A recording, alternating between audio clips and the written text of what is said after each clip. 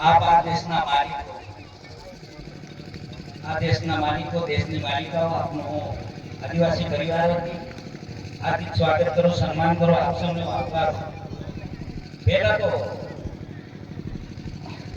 અહીંયા ફોટા મૂકેલા કે આપણા ભગવાન, એનાથી આગળ જઈએ, ધરતી આપણા ભગવાન. આપણે કોને સચિવ સાહેબ ભેગા થયા? ધરતી આપણા બિરસા મુંડા ભગવાન. એને પૂરા ભારતે ભગવાન તરીકે પ્રસિદ્ધિ આપી આ વર્ષે. કોની તાકાતથી? જય જોહારની તાકાત. તો ધરતી યાને પૂરી ધરતી, ધરતીમાં સમુદ્ર આવી ગયા. આબા યાને આપ, આપ યાને આકાશ. બિરસા મુંડા ભગવાનનું ક્ષેત્ર કેટલું? પૂરી ધરતી, સમુદ્ર, આસમાન, ચાંદ, સૂરજ, તારામંડળ, મેઘ, વીજળી અને આ ધરતી ઉપરના તમામ જીવ સૃષ્ટિ એનો ભગવાન. અને આપણે એની ઓલાદ, વારસદાર. જો બિરસા મુંડા ભગવાન આખી સૃષ્ટિના માલિક કે ભગવાન હોય તો એના વારસદાર તરીકે આપણી કેટલો વિસ્તાર હોવો જોઈએ? અરે કમસે કમ બોલો, બોલાય.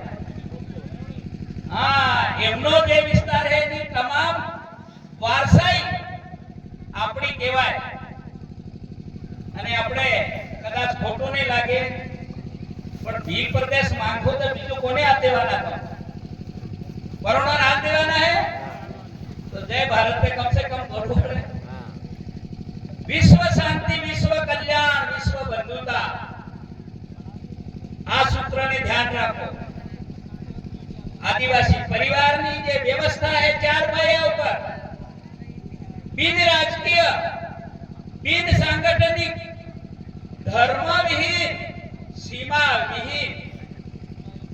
આદિવાસીઓને હિમ હેડો નહીં, સૂરજને હિમ હેડો નહીં. આદિવાસીઓની હિમ હેડામાં પાર્ટીઓ બની, જેટલા આદિવાસી સમાજ માટે કામ કરતા એને પાર્ટીઓમાં હેડામાં લઈ લીધા, મર્યાદામાં લઈ લીધા. કેટલા કર્યા એને ધર્મમાં વાટી લીધા, એટલે ધર્મની મર્યાદામાં નાખી દીધા અને હિમ હેડામાં એને બાંધ દીધા.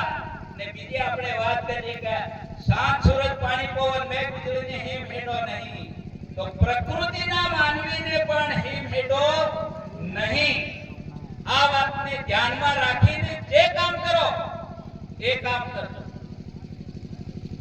આ ધરતી, આ ભારત દેશની ધરતી કોની? આદિવાસીઓ. તો આ ધરતી ઉપર શાસન કોણ કરે?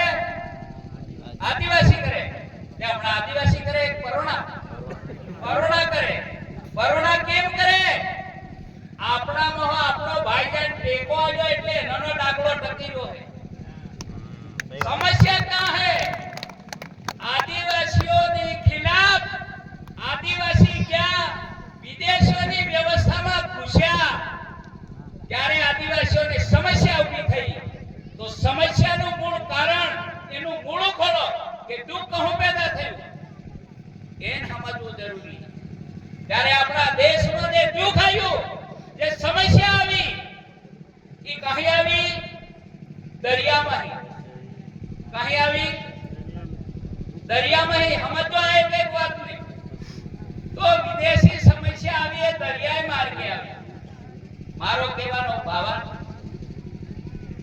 દરિયાઈ માર્ગે કહાં આયા આપણે કોઈ જાણતા નહીં, પણ 130 કરોડ આ ભારતની અંદર વિદેશી પ્રજા છે. અને એ પ્રજા આદિવાસીઓ મૂળ માલિકોને જે ઘૂસપેઠી, આક્રમણકારી, લૂંટારા, ચોર, ડાકુ, ગુંડા આદિવાસી માલિકોને કેમ પ્રકારે દબાવી રહ્યા. કોને લીધે? કોને ટીકે?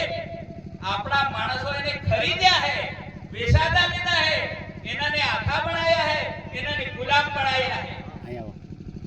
આ વ્યવસ્થાને તોડવી હોય તો સાચા આદિવાસી તરીકે તમારે સાબિત થવું. पहले तो अपना शरीर में ही, देह में ही, નહીં વહી કાળ ક્રોધ અહંકાર અભિમાન ઈર્ષા દેખાઈ લડાઈ ઝઘડો નિંદા નગોદા આદિવાસી પ્રત્યે જે કરો એને પહેલા કાઢો આ દહીંમાં શાંતિ થાય વિશ્વમાં શાંતિ પક્ષ પાર્ટી છોડ દો વિદેશી ધર્મ છોડ દો તો વિદેશી ધર્મ છોડ દે હોતે એનો ધર્મ આપણા દેશમાં ચાલે બોલો ચાલે ને ચાલે વિદેશી પાર્ટીઓ છોડ દો તો વિદેશી શાસન આ દેશમાં ચાલે અત્યારે ખોટો રાજ ખોટો વહીવટ ખોટો ન્યાય ખોટું જૂઠું સંચાલન ચાલી રહ્યું છે ખબર હે બધાને ત્યારે એને આપણે સત્યમાં ફેરવવું પડે તો કોણ ફેરવે આપણે શરૂઆત આપણાથી થવી જોઈએ પહેલા ત્યારે એનાને જ્યારે હેન્ડસઅપ કહેવાય હેન્ડસઅપ ને સમજો છો કોઈ પણ ગુનેગારને પહેલા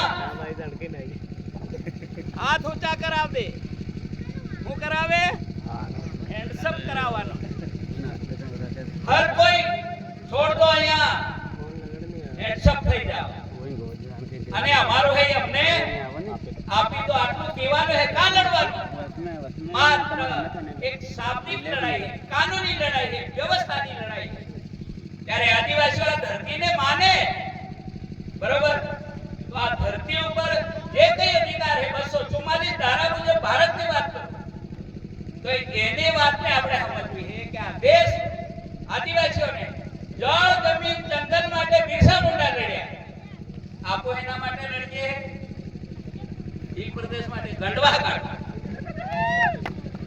આને સમજો જ્યારે આ ધરતી છે બિરસા મુંડા ધરતી માટે લડ્યા તો આ ધરતી કોની છે આપણી એ કમ સે કમ એને ખબર હવે પરોણાકાર છે પરોણા ધરતી બગાડી ખાતર નાખ્યું દવા છાટી કોઈ બી કરીને આ વ્યવસ્થા ખતમ કરી ડીઝલ પેટ્રોલ કાઢીને એના ધોવાણા કર્યા હવા બગડી એટલું જ નહીં આદિવાસીઓની સંસ્કૃતિ ખરાબ કરી ખતમ કરી આદિવાસી એક ઝાડ પાસે દાંતણ લે ને તે વેત ભરી લે ઝાડને માંગે એનું નામ આદિવાસી પરણો હોપેલો ઝાડ કે એક રાતમાં બધા દાંતણ કાઢે બીજું બળતણમાં બીજી સાઈડોમાં કાઢે વેપારી વેચી દે આ જંગલો વિસી ખાઈ ગયા વેપારી એટલા માટે પક્ષીઓનો નાશ થયો પ્રાણીઓનો નાશ થયો અને આદિવાસી નાશ કરવા હમણાં છેલ્લે છે તો આપણે નાશ થવું હોય તો એ નન ટીકો આલો અને બચવું હોય જીતવું હોય તો એ નન ટીકો છોડ દેવાડો આપણા જે ટીકો આલે એને પહેલા તો એમ પૂછી લો તમે અમને બચાવો જીવાડો આ ધરતી બચાવો જીવાડો આ પર્યાવરણ બગડ્યું એને શુદ્ધ કરો કે નહીં કરો પેલું કમસે કમ એટલી કહેવાની એક હિંમત તમારામાં સચ્ચાઈ પર આવો સતયુગ શરૂ થઈ ગયો 2000 થી માંડીને 21મી સદી ઉજ્જવળ ભવિષ્ય એ આદિવાસીની સદી છે આદિવાસી પણ હે એટલા હારે બાકી પરોણન હેળે આ દેશ છોડીને નાઈ જવું પડે કા જાય આપણે ખબર નહીં પણ દરિયા જવા કેમ કે કાંઠે એને દરિયાને કિનારે રહેવાનો પણ એને અધિકાર નહીં કોણ કીજો બિરસા મુંડા આ વાતને આપણે તો સમજવી છે ભાઈઓ બહેનો ભણો તો આ પ્રકૃતિ વિશે ભણો પ્રકૃતિના કાયદા કાનૂન ભણવા પડે સંવિધાનને ભણો ચાલે સંવિધાનના કાયદા પેલા લાગુ પડે આપણને લાગુ પડતા નહીં એને સમજો કે ઠોસ સત્ય હકીકતનું છે એટલા માટે આદિવાસી જમીનને માને આસમાનને માને ચાંદ સૂરજ તારા મંડળને માને પાણી પવનને માને મેઘ વીજળીને માને પશુ પક્ષીને સબનું સન્માન સ્વાગત કરે કેમ કે સબને જીવો અને અમને જીવવા દોની ભાવના આદિવાસી એટલે અહીંયા સમય ઓછો છે છતાં પણ મોડી ખબર પડી એવું થયું એટલે થોડી સમય વધારે નહીં લો સૌની વિનંતી સત્ય પર રહેજો સત્ય ખાજો સત્ય ખૂન બને સત્ય ભાવના જાગે અને સત્ય વિચાર આવે તો સત્ય કર્મ કરું તો આ ધરતી ઉપર રહેવાય।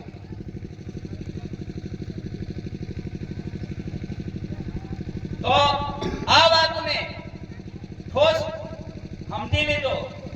કોઈ પણ ભાઈ નશો નહીં કરે, આ નશો નહીં કરવા દેવાનું નથી, પણ હું એક આદિવાસી તરીકે તમને કહું, નશો તમે નહીં બનાવતા, આપણા મા બાપ નહીં બનાવતા, આપણા યાર દોસ્ત આકાવાલા નહીં બનાવતા। કોણ બનાવે?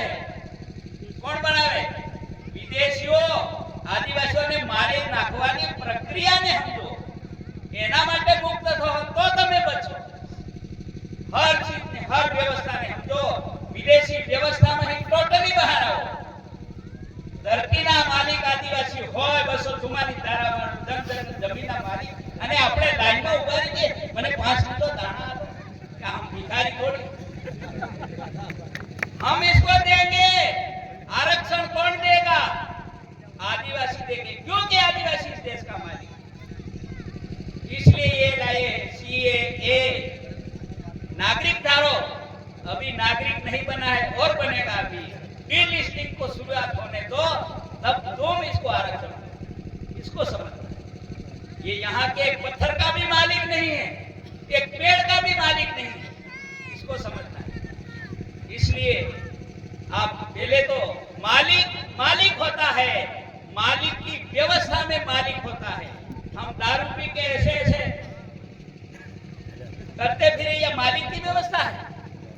मालिक को कैसे रहना है, कैसे बोलना है, कैसी इनकी सोच है होनी चाहिए, कैसा इनकी भावना होनी चाहिए, ये मालिक को पता है। इसलिए ज्यादा बात नहीं करते हुए आप मालिक की व्यवस्था में रहिए।